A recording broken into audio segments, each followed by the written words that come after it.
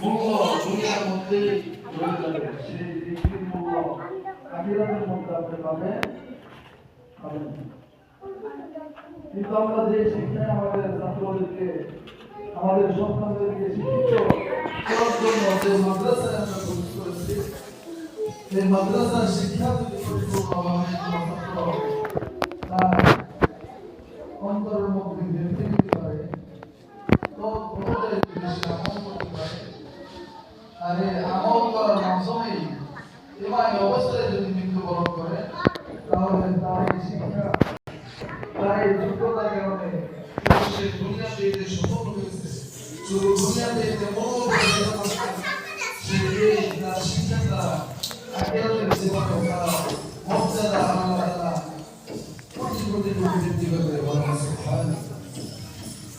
একজন আমরা যারা অভিভাবক আছি, বছর শেষে সবাইকে চিন্তা করতেছি, কথা বলা যায় সাইদ। এখন আমরা সামনে